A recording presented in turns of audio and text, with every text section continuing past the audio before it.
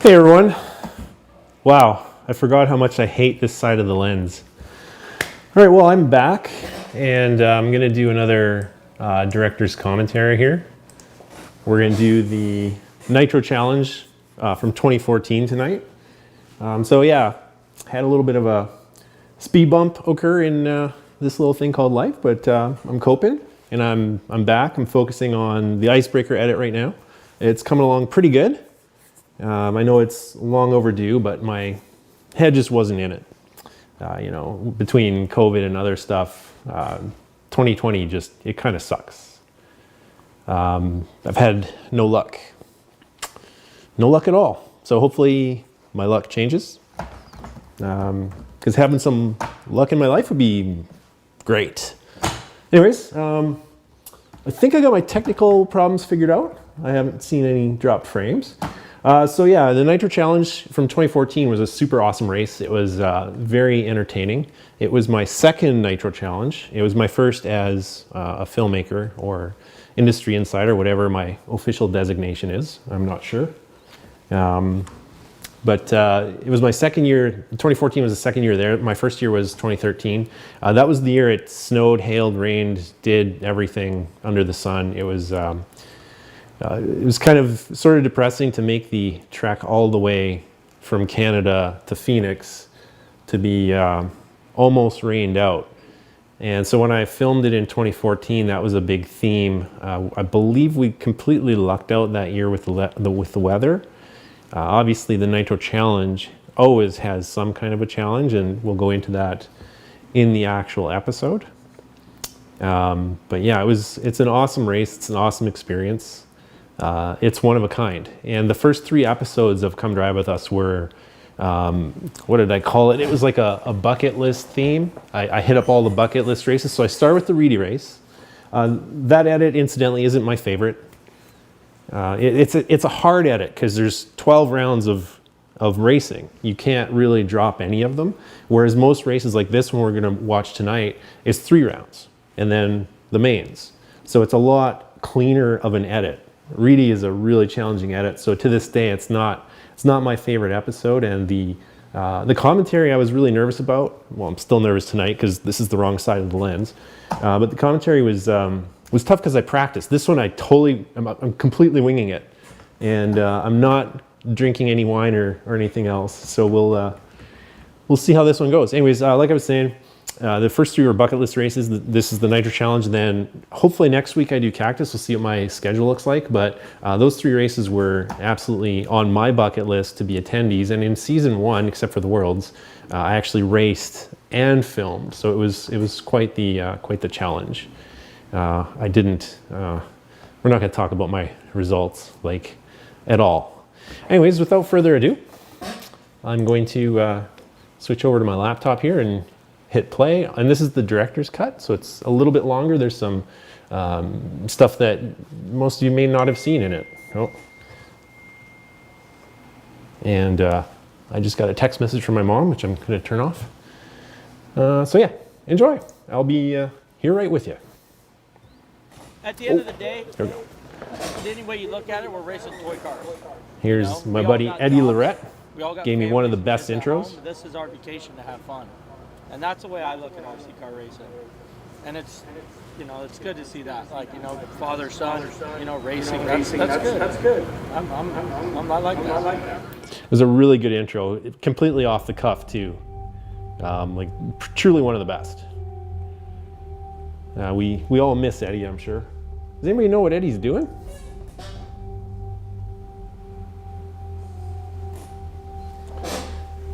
Just gonna leave this intro go because it's pretty cool. There's the iconic driver stand.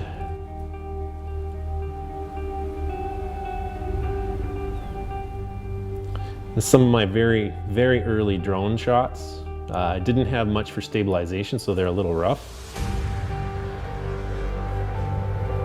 And you can't really have a Nitro Challenge edit without some storm footage, some stock B-roll storm footage.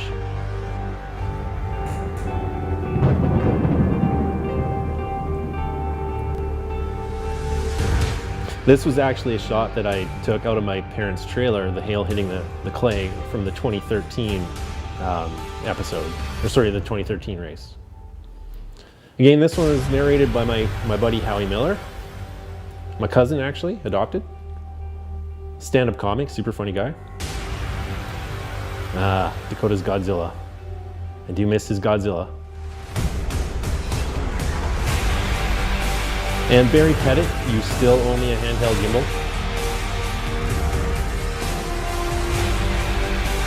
Hold my beer and watch this, that's for sure.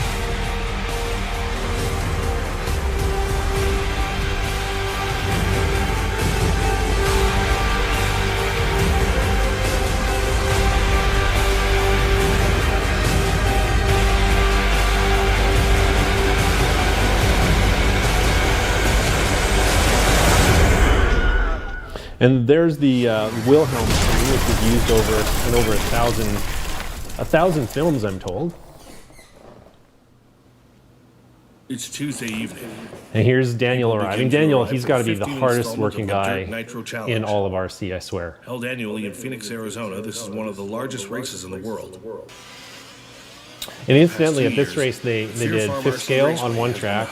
They had 10th scale at a track in the middle of the whole facility. And then obviously we had the 8th scale track. Thanks to everybody for coming out to the Dirt Yeah, here's some Challenge. 10th scale short course. I believe short course was the main class, although they had some gas truck happening that year as well. Say not only electric, we got 10 scale gas truck, it's the 10 scale program over here on this fine Joey Christensen creation. 5:30 down and 1:30 to go. RV gets it wrong, upside down, your leader. All three tracks will be ripe with activity this week.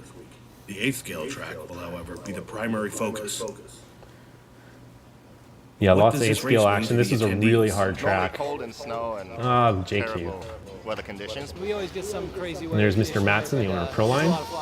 He can't remember. It's impossible. And the topic here that I did in all my early interviews was talking about the weather Oh, and, it also means waiting for. and how long the race was. Because there's always somebody asleep somewhere at these races. There's Puddin'. Unbelievable. It's phenomenal. Oh, this is just a nice vacation. Nice warm weather. Yeah, Matt, sorry about the echo. This is my new house. I have no furniture whatsoever. There's not a lot I can do about it at this point. Oh, this is a Nitro Challenge track. Joey puts on a great track every year. Here's Tony Majanowski. He's just an I would artist. absolutely love He's to the Pablo Picasso of the be able to dirt. do just a come drive with us with just Tony. That would be pretty epic. Hang out and meet new people, make new friends, and that's more what it's about. See, I'm just going to turn my mic down a wee little bit. Good, good. Joey Christensen is the man behind the most famous and biggest Nitro RC race in the world. He's a man constantly on the go. Yeah, Joey works his butt off at these races. I don't know, unless you've actually been to one, you can't really fathom how much this guy works. Like at this race, he was basically there before anybody. Like he's there at 5, 6 a.m. He was even there before me, and I was trying to get time lapses and all sorts of fun stuff.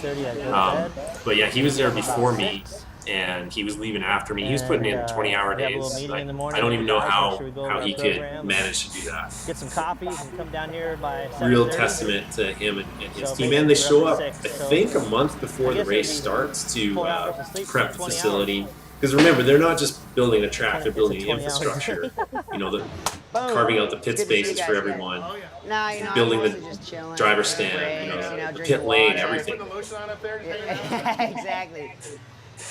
Bring it on up here. This is Ted Smith. His son Cody used to be pretty fast. All right, fill it to the top with the tip out. Sadly, with so many people in this sport, they tend to just disappear after a while, which is kind of too bad, but I guess it comes in cycles, right? It's actually, the longer I let it sit, the more it moves to 151.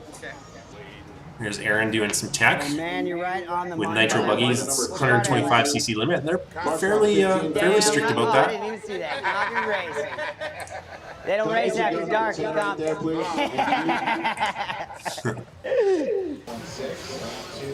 With this Yeah, here's the dirt crew just having some fun in pits.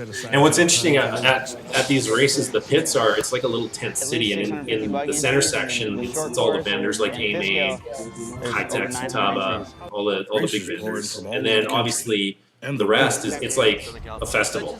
You know, it's camping, people having, you know, barbecues in the middle of the day, and it's super fun. I'm born in Australia, married a Brazilian, living in Wyoming. So I feel fortunate that I'm involved in something that makes people happy. And I guess until they don't like doing it anymore, I'll keep doing it. Yeah, it's a pretty facility is busted pretty with activity. broad spectrum of people. There's a lot of privateers, and retail hobby shops. there's Set their teams pro as drivers sponsor from all drivers to around this the world, event. The schedule is long. and it's the schedule is insane at these races. Thursday is It's Truggy qualifying. 13, Friday 14 is hour buggy days, qualifying. and you race. Saturday and Sunday are final On stage. the practice day, I think you'll get out there twice per class. The And pro then line team on buggy day, you arrives. get there 3 times, Truggy day 3 times, and then mains. Well, it's kind of up to you. As they begin to unpack, drivers start loading. And here's now the most Patiently popular waiting for guy their at the event track tires. on, I think No this is the spec tires Tuesday for the night. Nitro Challenge. It's This means they must choose. Daniel Adams giving out Choose all wisely. the Proline The tires. right tire can mean the difference between a good result and the J-main. Much to the relief of Dakota. You know, it's funny, like I filmed this in 2014, and to me that doesn't feel like a long time ago, but all these guys look so young. I think I'd rather be there. Just most of the time I can watch it. There's just a few times I can't watch them out there. This Dakota Fenn's dad, Douglas. Tuesday is almost over. Well, and incidentally, oh sorry, I missed it, but there was the Star Wars Easter egg that I put in. Just get an idea. A question: what do people think about team drivers selling at hobby stores? Do they think that's cool? I'm just asking for a friend. No one is allowed on track yet. To keep the playing field as level as possible. Track Anyways, time is the same for all competitors. Here, everybody's checking out the track. There's no running on the track until the practice day, which is Wednesday. Back at the pro line pit, tires are handed out to team drivers as well. And Daniel and Gerardo were handing out tires. Oh man, like all day Tuesday. Tent City is almost full. Most And of the yeah, like it's contractors like are hanging my out. cousin Howie just said, the drivers slowly start showing up. And his Guys wife, like Adam. Wanda. Adam Drake, like most of the top drivers, got his start at a very young age. Backyard bashing. Yeah, I was actually until he an was Adam introduced to the fan, racing like scene. pretty much my whole time in RC. So I was a little starstruck. Like season 1, I got kind of chastised a little bit for being too tie centric and stuff. But you got to remember, like this is my first entry into the world of professional RC, so it was really hard for me just to walk up to guys like Jared Tebow or Ryan Mayfield. Because Mayfield, you never know, you might get a throat punch. You don't know. But no, I've gotten to know these guys, and they're really awesome. But season 1 was hard for me because I'm an introvert, so it was hard to just walk up to these people and say, "Hey, how was your run?" Or, you know, "How's your buggy working?" Whatever. What do you think of the race? It was just really hard. You know, there's a few people that are able to make a living at it, but ultimately, we all got into this for the same reason, and that's to have fun. And now we're on to Wednesday, which is the practice day. 2 rounds per class, and the program runs through. There's my dirty old man shot. I really miss for the win. Whew. Is it hot in here? Anyways,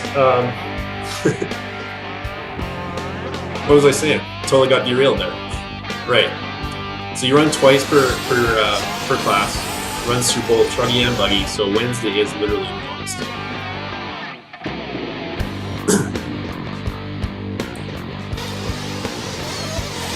Some cheesy royalty-free music.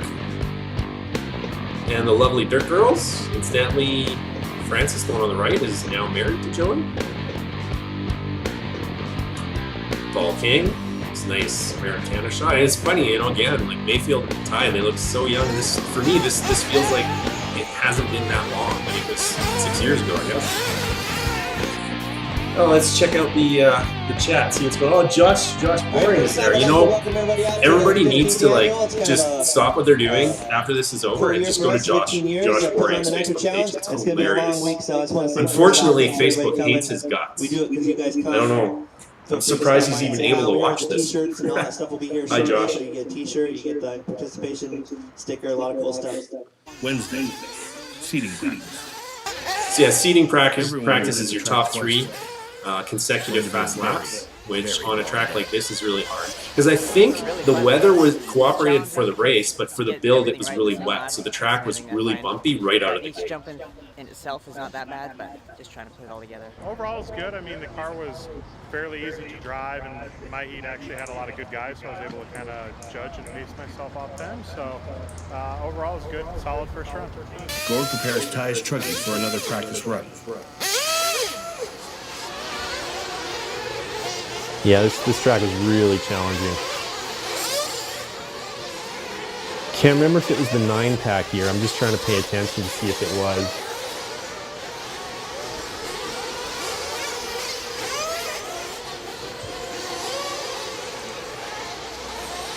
Yeah, here's Ty's Truggy. He was still running HB back then. Yeah, the front section was, it's one of the easier front sections that Joey's made. Usually he puts a high-speed double section. This year I think it was just a couple tabletops. But yeah, it looks like this is the 9-pack here. That 9-pack was just, and it was on a corner. It was so hard. I think I made it 3 times the entire week. He said it was really good. The car was really good. He was like just as fast as everybody else.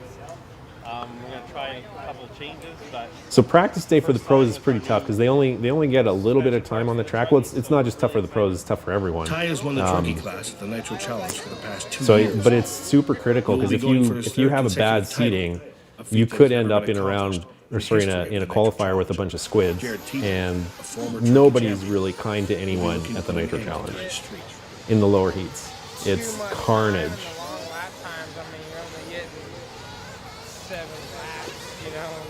And here's Jared. He was a double winner.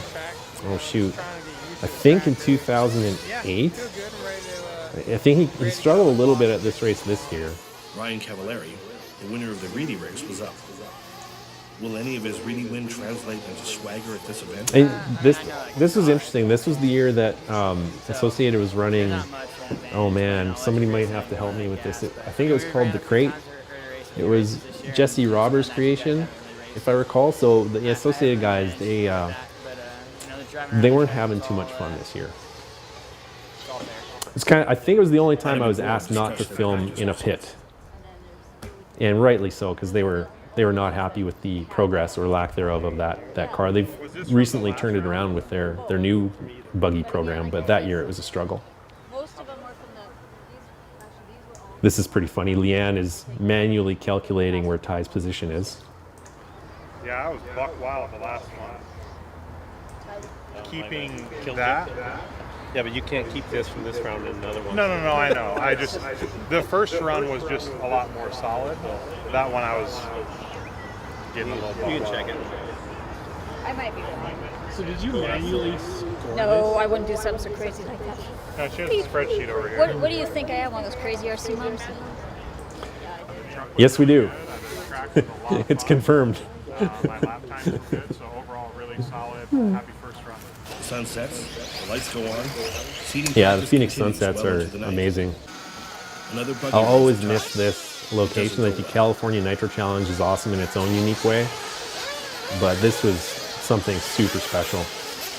And for me, like when I think of Nitro Challenge, Fear Farm, it's just synonymous with Nitro Challenge for me. The new facility hasn't quite got that vibe for me yet, but for future generations that didn't know the Fear Farm, or for me, I didn't know the old location, the Nitro Pit. So for the new generations, California will become its home. But for us old farts like me, Phoenix is just, like I said, synonymous with DNC. Yeah, you can see how challenging that 9-pack is. I think that's Mayfield, or is it Tessman? Can't quite tell. It's the downside to just doing this randomly without any prep.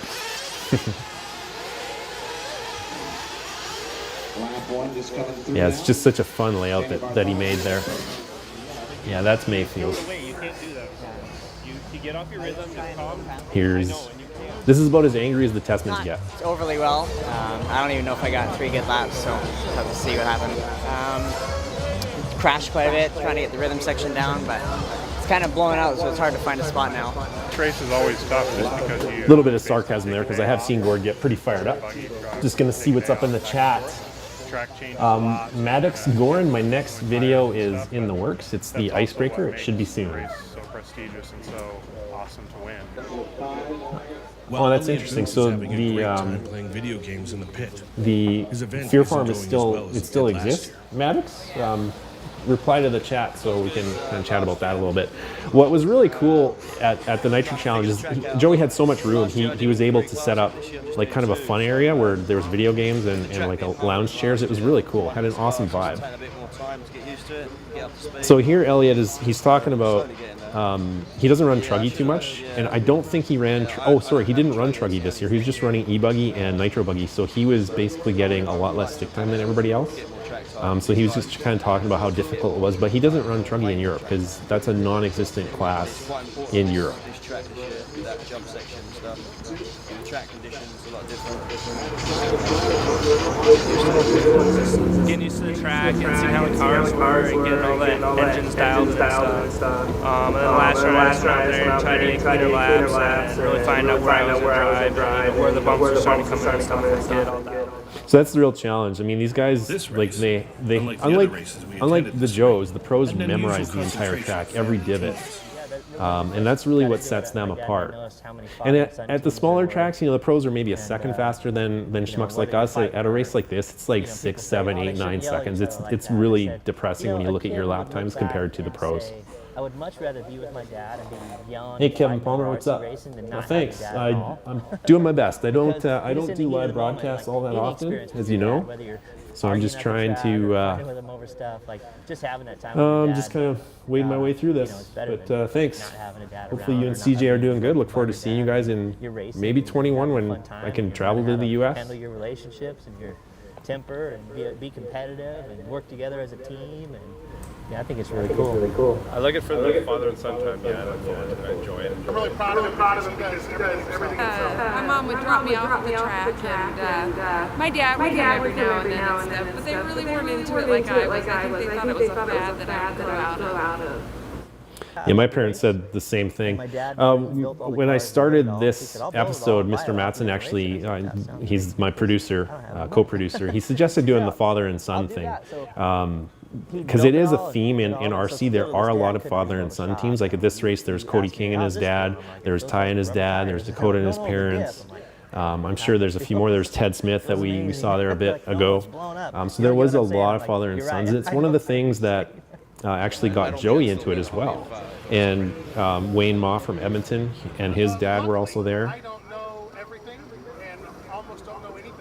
So it's not like I'm trying to force my opinion on it. So usually I'll suggest something to him, see if he'll try it.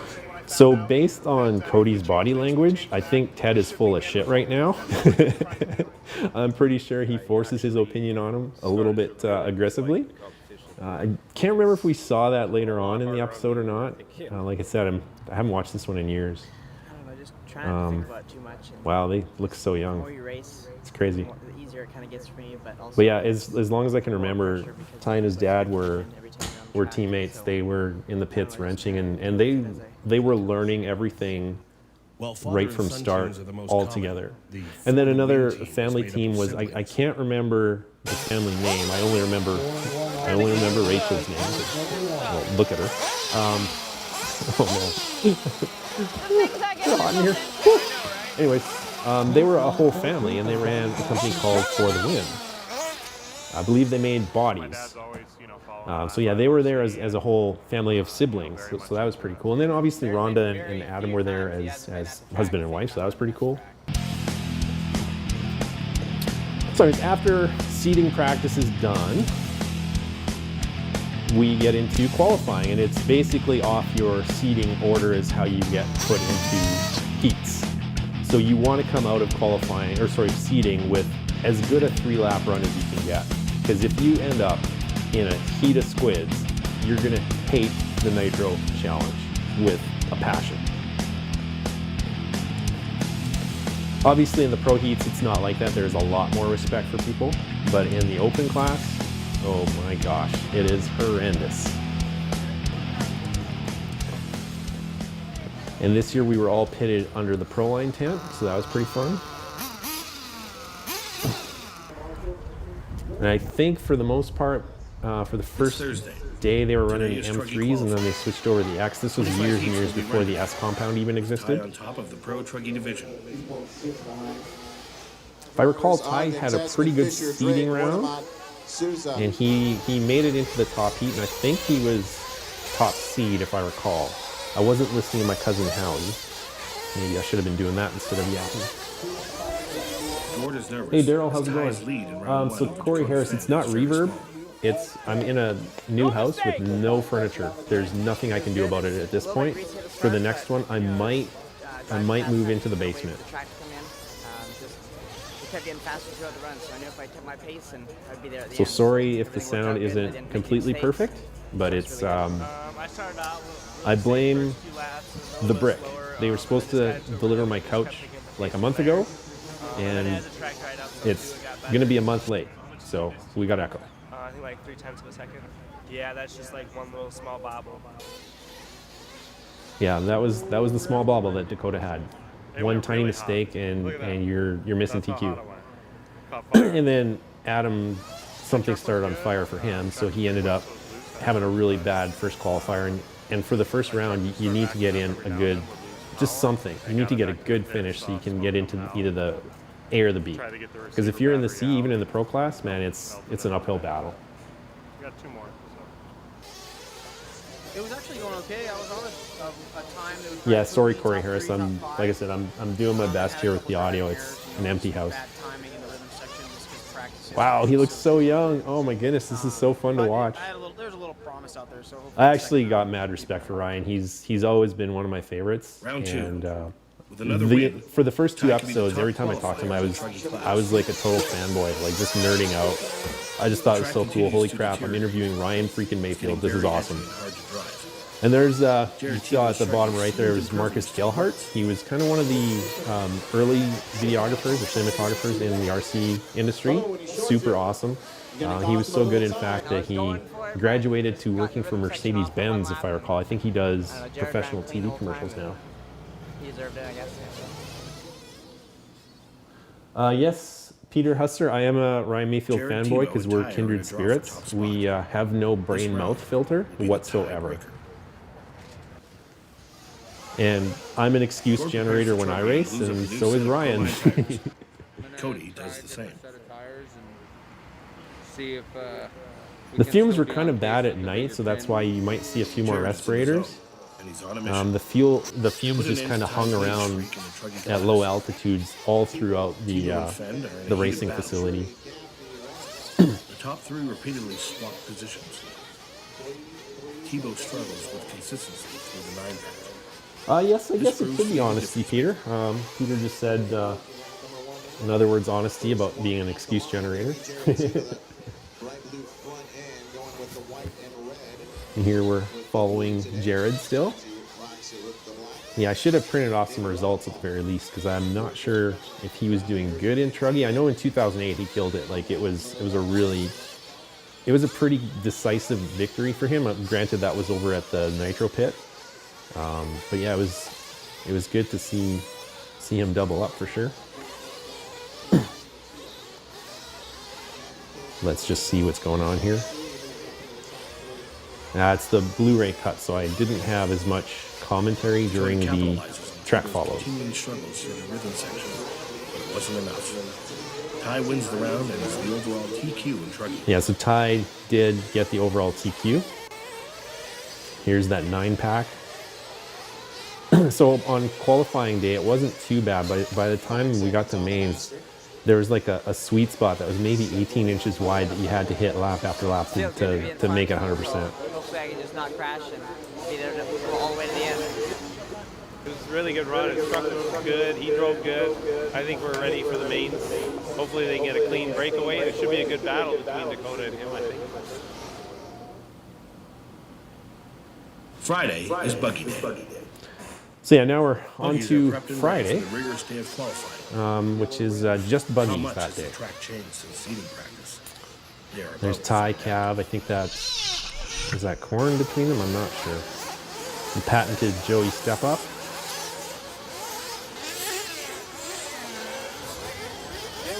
Yeah, it was really nice weather this year.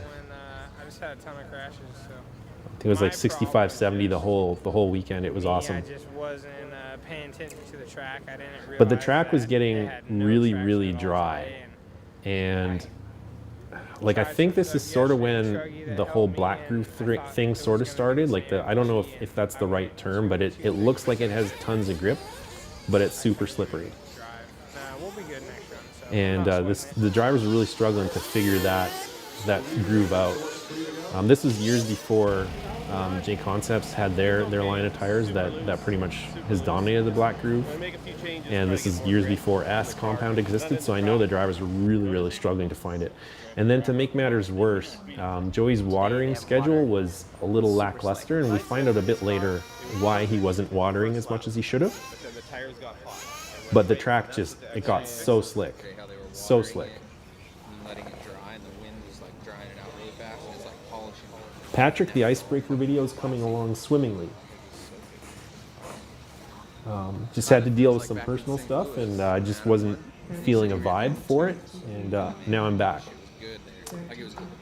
So as here, Cody is talking about potentially running an XTR compound, because the track was like, it was so weird. They're thinking about running an XTR, which was a super hard compound. I think just letting it go dry would be the best. Watering it's not. So like the drivers were really torn. Like they were thinking, okay, so maybe leave it the way it is because water will totally change it. Yeah, I think the track's already just too hard and dry and too. And that's what Mike is talking about here. Because I know for myself, again, I was racing at this event. It was like you would go into a corner and you think you'd be okay, and all of a sudden you're facing the wrong way. You just looped out. Might try a little bit smaller pin just to have a little more controllable slide, controllable drift, basically. But and again, this is years before the S compound, or I'm not totally familiar with the JC stuff, but I think their black groove is like the O2 or R2 or green 2, yellow. I don't know, something. That's the problem. There's just too many entries. They can't slow down. They gotta keep going. So it was a real head scratcher at most of the tire companies. They're trying to figure out how to deal with it. And then I know some of them were asking Joey to water, and he just wasn't going to do it. There's Mr. Moeller. I wonder whatever happened to Drew Moeller. He was super fast.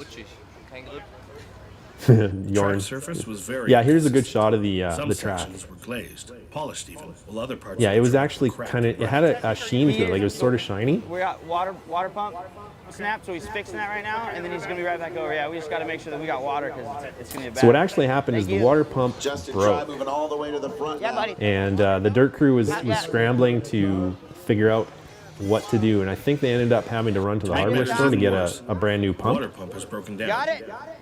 Aaron Webb, Joey's right-hand man since the dirt racing started back in '99, works on the pump. It's a desperate situation. Yeah, he's having some issues, and that water freaking stunk. Yeah, once they got it, then they got some water on the track, and I can't recall, but I don't think it helped too much. Not at least right away. Moving just because everything was happening fast and it was seeding. It was kind of a rough day. Getting to know the new car, new engines, all that stuff. But it went okay. Ryan's prototype RC8 flamed out in the first round. A little up and down, but you kind of expect that with a whole new car and platform and everything. But spirits are up. Excited to work on something new and ready for the challenge that it brings. So. For now, he's embedded deep into the 120-plus car field. So yeah, Ryan and Ryan were really struggling. Here you can kind of see, because this car, it had, like, if I recall, it had a plastic center section. He's set to achieve a 10-lap pace. Or no, that was. Will this be a I can't remember. Somebody on the chat jump on and tell me what the crate was about. But it was a piece of crap, basically. At the conclusion of this race here. No, Peter, he was running Nova Rossi that year. It was not Reds. That was long before Reds. No, again, BBRC. He was running Nova that year. I'm very sure of it. I mean, you're catching quite a bit in all the BBRC, the plan for 2020 is come drive with us is on hiatus for 2020 because I can't leave Canada if I wanted to. The U.S.-Canada border is closed. Dakota, having won the first 2 rounds, has clinched the buggy TQ. Yeah, you're right, Corey Harris. Reds did exist. Cody did run it.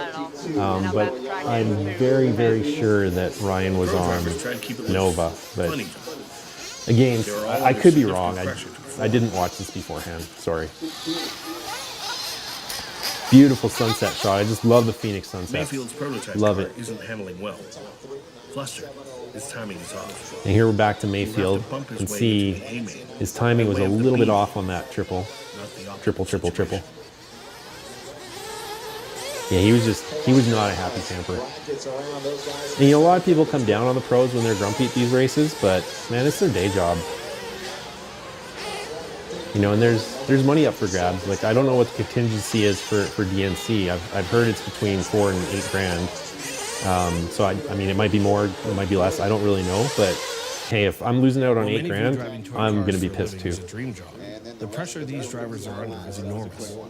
When compared with the more standard profession, racing RC cars at this level is one of the more stressful jobs anyone can choose. Yeah, and how he's just saying how stressful this job is. Like, I mean, yeah, it's toy cars, but it's not a ton of money. Like, these guys don't get paid millions of dollars. So, holy crap, that was awesome.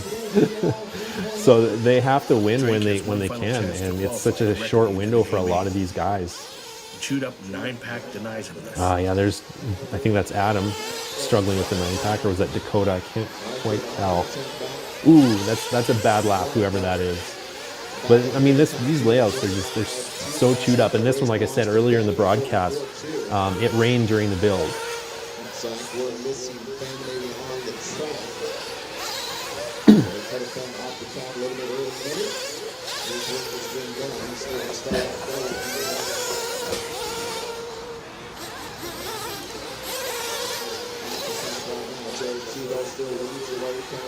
Yeah, here we're following. This is now, shoot.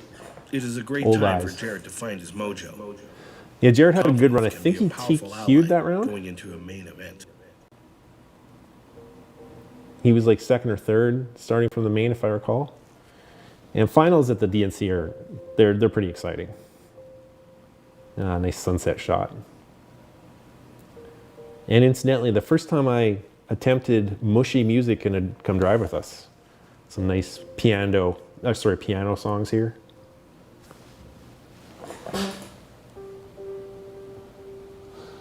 Yes, a video collection, the most epic crashes.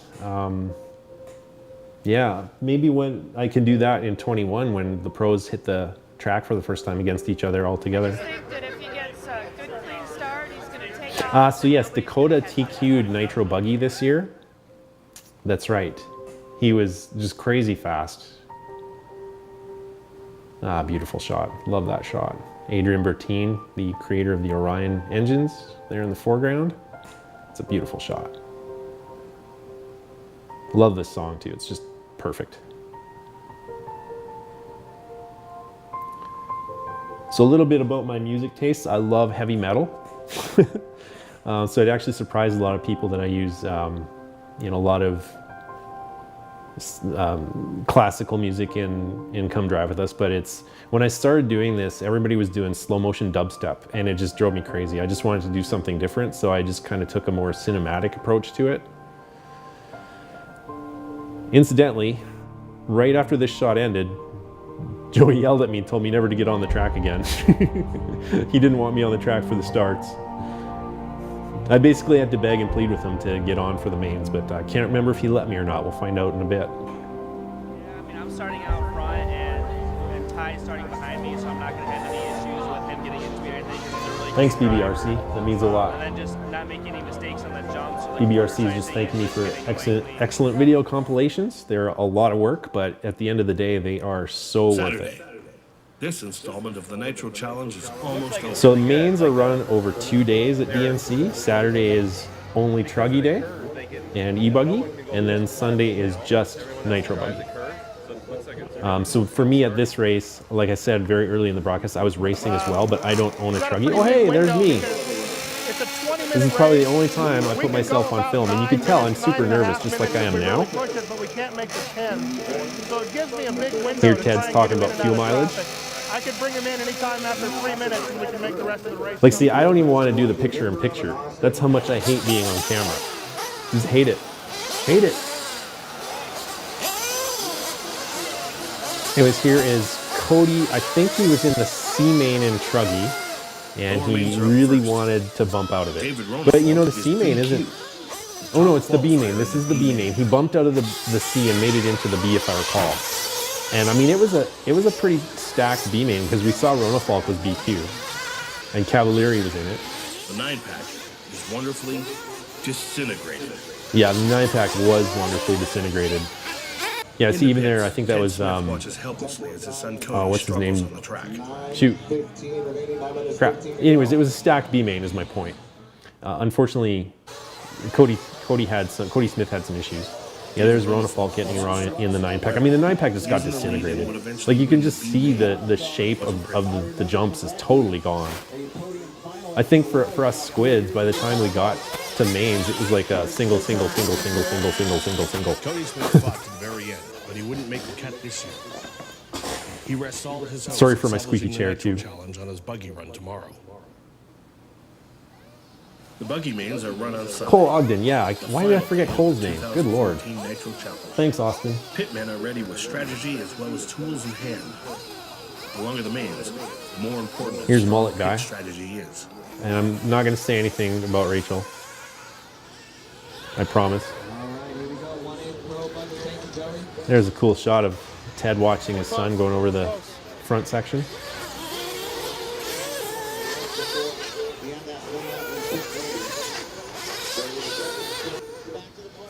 Cody, having put all so I think we jumped over to Buggy here, which is actually run on the Sunday. This edit was a little, I went a little back and forth on this one. How difficult the Nitro Challenge really is. So yeah, Cody did not make it into the show in Nitro Buggy or Nitro Truggy. So they're clearly disappointed because Cody at this point was kind of an up and comer. Like I don't know if he was even 100%er at this point. I think he was like a 75 off type of sponsorship. But he was on the cusp of, you know, moving up to potentially being not a paid driver, but a 100%er. So they were really bummed out that they didn't make the shows.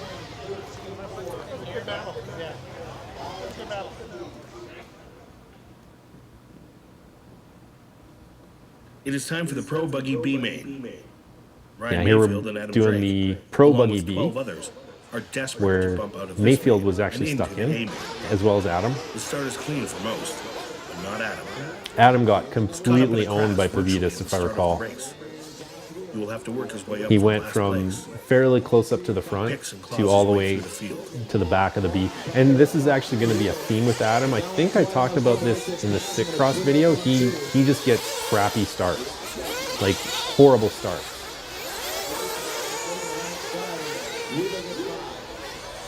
And here he gets. He worked his way up through the field, but I can't remember if he made the bump.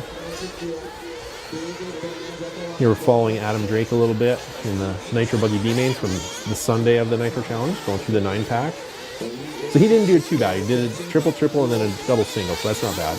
Okay, so here's a lesson for everybody who's letting somebody by. So Ryan Mayfield is lapping this guy. This guy's not giving him any space. This is really super douchey. So all you slow guys out there, you see a fast guy, just give him a wee little bit of room. You know, because there's this thing called RC karma. It always comes back.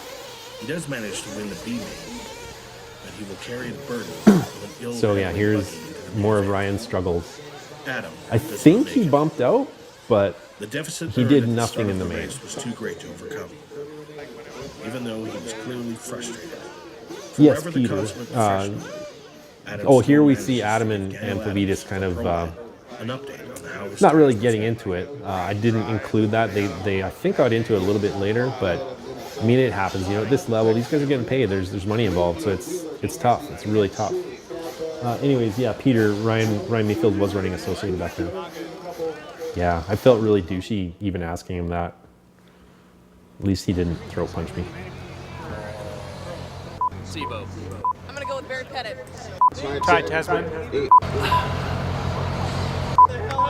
Co-defendant. Ryan Mayfield. I think Ty Tesman might take it. Tebow. Ryan Mayfield. I'm gonna go Dakota. Austin Blair, of course. Austin Blair. Hopefully me. That's Austin Blair. Pros try to keep it loose before their big race. Yeah, so the way this edit worked is I mixed Truggy and Buggy together into the same segment, even though they're held on different days. There's a story as to why I did that. I'll enlighten you towards the end. But for now, this is the Truggy and Buggy main event for the 14 Winter Challenge. And it was, I'm a huge fan of the sport, so for me it was just exciting just being there. You know, watching these guys compete on a track that was so difficult. Here I snuck onto the track for a start. Joey didn't know I was there. A little bit of drone footage from some of the lower. I think this is from the Truggy start. Yeah.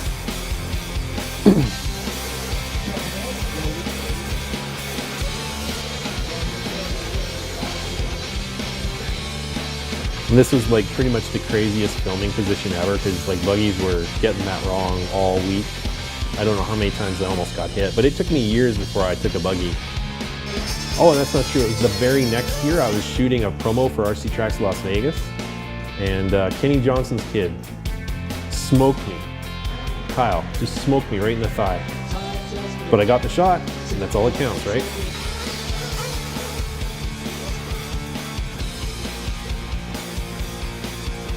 It's actually decent royalty-free music here. Royalty-free music is either really good or really crappy. Licensing, as many of you may have known, is the bane of my existence because some licenses only last for a year. That's what just happened to the Perth video. A license expired, so I had to renew it. Fortunately, I didn't have to pay for it, but... David Ronefeld broke away from the pack early. Here's a cool drone shot. Again, this is before I had a 3-axis stabilizer, so they're not super smooth like they are now. And this was sort of a boring race because Ty, like he just said, he checked out, went into cruise mode. I was really expecting, you know, more pressure from Tebow, but he just kind of walked away with it. Of course, Truggy is not the title that they want. It's kind of like the Western Conference Championship in hockey. You know, when that award is given out, the players don't even touch it. And it's sort of the same in RC. You know, Truggy is, I mean, it's a little bit of extra contingency money and it's a little bit of bragging rights, but for the most part, it's all about the buggies. It wreaked havoc on their competitors and their equipment. Gonna go in conversation though here. Tebow has dropped down to 4th place. Yeah, Tebow, like I was really honestly expecting him to give Ty a run, especially after that last qualifier, but he fell off quick. So here we're over at Buggy, and David Ronefald, man, this was his race to lose at this point. He was checked out. Unfortunately, he flamed out. He, I think, ripped a fuel line and basically relinquished the lead over to Ty, but he was really checking out. Like, I think it wasn't a huge gap, it was only 3 or 4 seconds, but he just looked like he could have won that race. You wish Truggy would go away. Yeah, you and me both, man. He got a gap, then Barry caught up. I'm just checking the chat, see if there's anything exciting. Can somebody take over hassling me for the icebreaker? Yeah, okay. Okay, Peter. Anyways, back to the broadcast. So, are we back to Ronefeld? Yeah, so even though he flamed out, he actually got one of his laps back, and he was looking really sporty. Like, he was just flying, but he ended up having more mechanical troubles. It would have been interesting to see if he could have, because he got his lap back, and then he was at the tail end of the lead lap. It would have been interesting to see if he could have caught Ty, but in the end, he just couldn't keep his car together. I think he was running Kyosho that year. Can't remember though. I think he switched for 15. Back in the Truggy main. Anyways, Dakota also, he sort of struggled. Like, Dakota was TQ for Buggy. Yeah, he couldn't catch Ty, and then Ty ended up winning it. Just go or give him thanks. He creates history all over again by also winning Buggy. No racer in the history of the Nitro Challenge has doubled this event. Twice. So he won both Buggy and Truggy, and I think this is the first time that somebody doubled it twice, because Ty doubled it in, oh man, was it 2010 or 2012? He doubled it 1 year prior to this anyways. And so he doubled. Anyways, the reason I mixed the edit up sort of, or kind of merged Truggy and Buggy together is because for the Truggy day, the media guys were on the C-can and there was a ladder going up and down. Well, somebody in their infinite wisdom decided to take the ladder away when all the media guys were up there. So we couldn't get down for the end of the race. And I ended up losing a whole bunch of footage I could have used. So there was a huge gap. Like I didn't have Ty coming off the stand. I didn't have congratulatory hugs or any of that stuff. So yeah, I decided to just merge Buggy and Truggy together. And here they're talking about the next event, which was going to be the Cactus Classic, which was just in 3 weeks from this race. Yep, clean it up, get ready, 2 weeks, another race. That's Joe Pillars. Matter of fact, I'm texting Tim from Proline. Daniel yeah, giving his bosses the update. Successful weekend, you know, TQs, wins. You know, nothing was given. It was definitely hard fought, you know what I mean? So that makes you appreciate that much more. And Ty did an amazing job, you know, in Dakota. He made a great comeback after that early crash. So couldn't be more proud of both of them. You know, Ty really stepped up and just, you know, handled business. So yeah, it's time to move on to the next one. Cactus, a couple weeks. Coming up quick. So me and the camera and incidentally, this cactus would be the last outdoor cactus, if I recall. One of the books, and it's been a pleasure to be here with all these Here we got fantastic people. some closing thoughts. Thanks to our race director, Kenny Brosh, who's been with us and has 20-hour days and is a true inspiration to yeah, the whole dirt crew had 20-hour days. Have a hard time. It was pretty awesome to see. This is the first time I really saw it from this perspective. And these guys, they do work their butts off. They don't run a perfect race, but nobody can fault them because they work so hard. And my favorite part is the spray. I just love the spray. The drivers absolutely hate this, but for me, it's one of my favorite things.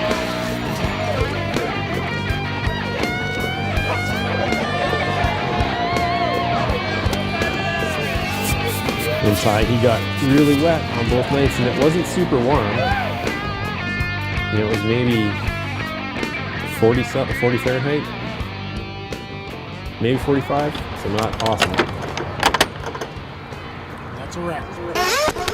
And there's Barry Pettit, who still has to buy me a gimbal. Yeah, so 2014 was a pretty dang good year for Ty.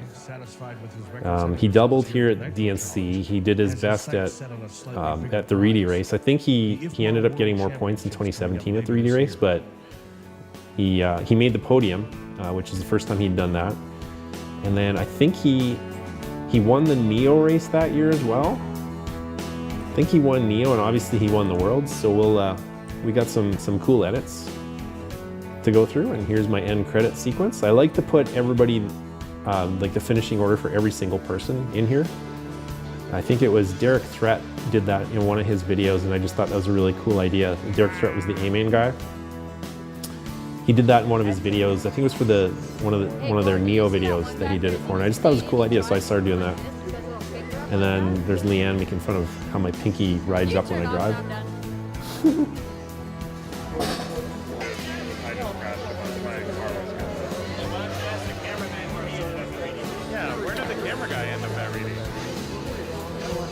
Yeah, and they're asking me about how crappy I drive.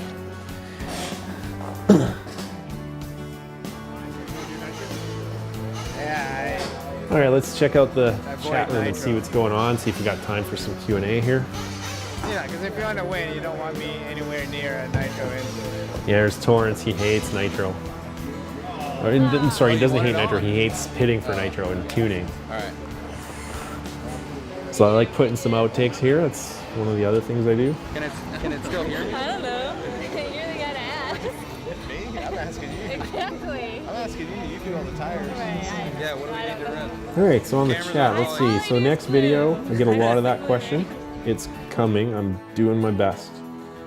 These are hard because I do absolutely everything from writing to obviously the filming to the editing to doing the sound.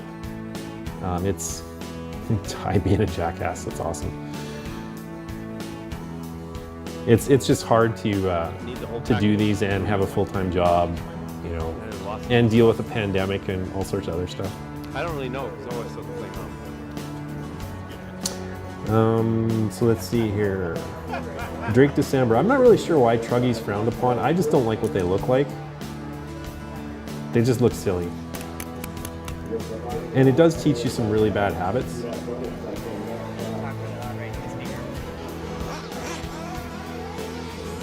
So there's another when's the next video coming out soon.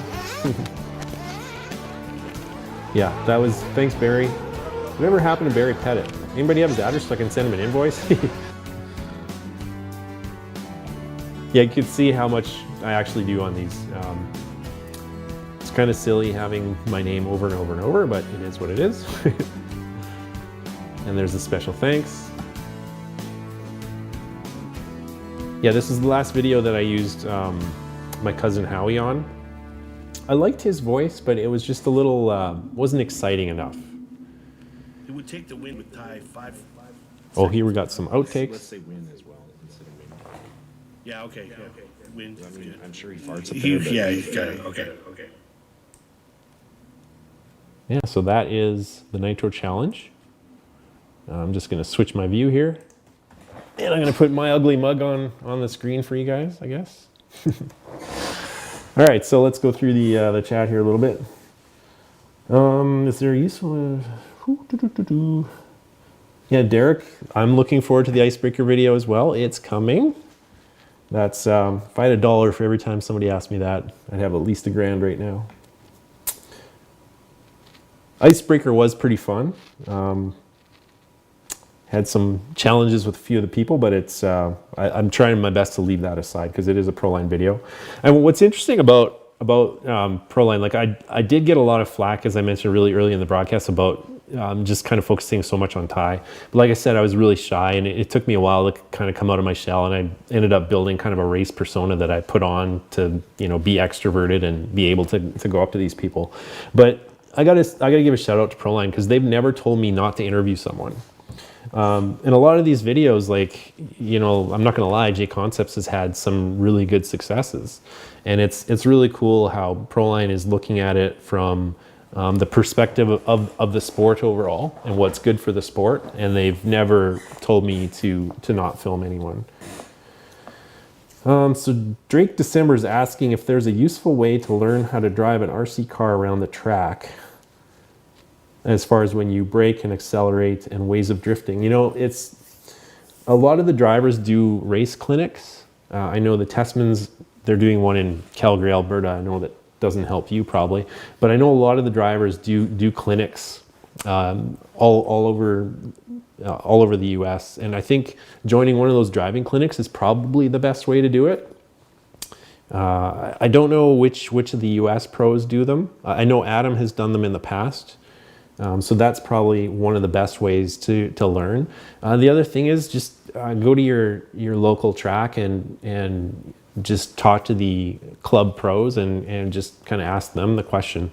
They should be able to answer. It's not easy learning how to jump and accelerate, and then, you know, you get all the newbies trying to whip right out of the gate, and that's pretty awesome to watch. Speaking of fail footage, yeah. So that's the best advice I can give you.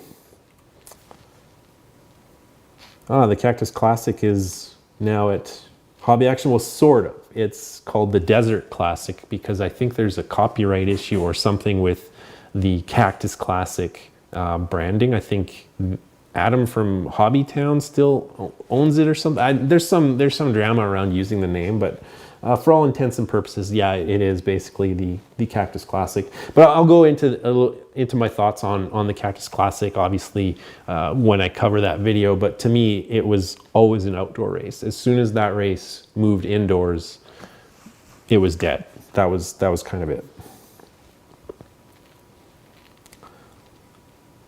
So back to Drake, yeah, it is a lot of practice for sure. You may want to start with e-buggy because it takes the tuning element out of the equation. Because I don't know about your tracks, but at my home track, there's a lot of guys who really struggle with tuning. I'm not the best tuner, but I think pretty much every club race I'm helping at least 3 or 4 guys tuning their engines, and that's fine. I enjoy doing it because it helps me get better at tuning. But you know, e-buggy, e-truggy, e-anything is going to be the best way to learn how to drive an RC car. Yes, Kurt Kellerman, 56th in pro. That was a really solid finish for Kurt. That was Peter commenting. BBRC. Yeah, nitro racing is pretty much the only real racing, sure. How's the new practice track for Ty? I've heard it's pretty kick-ass. I'm responding to maple syrup. I've been trying to get down to Medicine Hat for some running. Just hasn't quite worked out. I was supposed to go a couple weeks ago, but I ended up going to Vancouver instead. I think they ended up having some rain that weekend in Medicine Hat, so just browsing through the chat here. Just bear with me. Yeah, indoor electric buggy is fun. I still like outdoor nitro. I'm responding to Maddox Goron here. It's e-buggies. 10 scale e-buggy's fun, but to me, nitro buggy's just such a rush.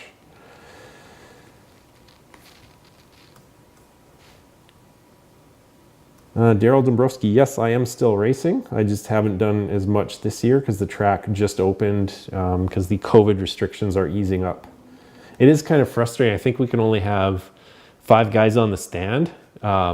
So what could be a very short club race turns into a really long and drawn out affair. Is there a way you can get a job being a camera guy for me? Well, I can't pay you. So if that's not a deal breaker, let me know. So somebody tried to start a rumor that the next video coming out was paid by the track and not Proline. That is completely incorrect. Proline has always paid for these. I don't want to get into a lot of drama with the Icebreaker ownership, but no, that is incorrect, Peter. Proline has always paid, and they've it doesn't matter who wins the race. They let me do the edit the way I want as long as I'm spinning RC in a positive fashion. Every now and again, they give me feedback saying, you know, oh, you should maybe change this wording because it makes the race look not quite as fun. I think one of the interesting pieces of feedback is for the IFMAR Worlds in 2018. I called each qualifying segment Groundhog Day, and the Proline guys actually said, oh, you should maybe change that because it makes IFMAR sound kind of boring. But the point I was trying to make is qualifying was kind of repetitive, and yeah, it was like just a redo of each of the 3 days. But the Proline has just been amazing to work for. They've really become more friends than clients, to be completely honest. So yeah, that covers Peter's question. Yeah, no problem, Drake. Good luck with that. If you have any questions, I'm on Facebook. Just text me any questions you have. I've been racing RC cars for 28 years now. My first RC car was a JRX Pro, not an SE, just the JRX Pro, which is a 2-wheel drive buggy. So I've been doing this for a while. I think that was 1989. So yeah, just text me any questions you might have. I can at least steer you in the right direction if you have any troubles finding somebody at your local track. Obviously, that'd be the best thing to do, is try to find somebody local. DNC1 will come to Australia. This is Tony Majanowski. I need to be there to film it. Oh, you moved back? No way. I'll never go to Australia again. 44 hours from door to door. Like from my house to the hotel room door was 44 hours. And I'm such a control freak, I cannot sleep on an airplane. So that was absolute hell for me. Peter, my bad, yeah. Indeed. So what are you up to, Peter? Are you back on the tone, or what's going on there? Oh yeah, back to Tony. It would be. I'm just kidding. I would actually like to go to Australia again, but if you want me to come down to Australia for 2021, you know, just give me a call. We can work something out. Yeah, it looks like that's about it. Most people have kind of dropped off. I'm not super famous, so I only have 30 people watching right now. Sadness. So yeah, that was the Nitro Challenge. It was a really fun race. I enjoyed filming it. I enjoyed racing it. I raced it in 13, 14, 15, 16, 18, and I think 18 was it. So I filmed it 7 times and raced it 5 or 6. I can't quite remember how many exactly, but it's always an entertaining race. I really like it. One of my best finishes was I made the A in 40 plus, and that was pretty awesome because I was standing beside Richard Saxton and this really smelly guy. What was his name? He really needed a shower badly. Ran JQ. I can't remember his name. Probably not important enough to remember. Maybe somebody in the chat can help me out. What's his name? I think he's an IFMAR Worlds champion, but yeah. Yes, the Kinwald Classic. I actually would really like to. I'd like to do that one because Brian was one of the first guys that came and talked to me about what my project was. Because when I came to the Reedy race, I was a complete nobody. Nobody had heard of Corey Drakenberg.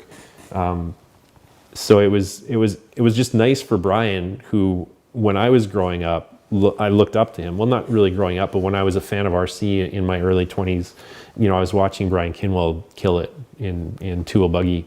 And so it was really cool for him to take an interest in my project. And I was kind of explaining to him what it was and what my plan was. And he was saying he was really looking forward to seeing it.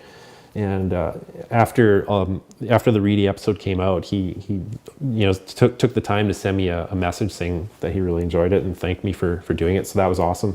So yeah, I would absolutely love to do the Kinwald Classic in 21 when the 49th parallel is open, or the US-Canada border. Pete, glad to hear it. Mark's back into the episode. Just kidding, Mark. Yeah, so I think that's about it. If there's not too many other questions, I think I'll put an end to this broadcast. This one was, for me, it was a little more enjoyable than Reedy, but this edit was a lot more enjoyable than Reedy. Reedy, like I said really early on, it was just a really long, it was a long episode, didn't have as much flow as I would have liked. But yeah, this one was a lot of fun. I hope you guys liked it. I hope I did okay. I hope I was sort of entertaining and gave you some insights as to what goes on behind the scenes at some of these races. So like I said, next up is the Cactus Classic. And then after that is one of my absolute favorite Come Drive With Us episodes ever, and that is the Messina Worlds. So I'm going to sign off and wish you guys all a pleasant evening.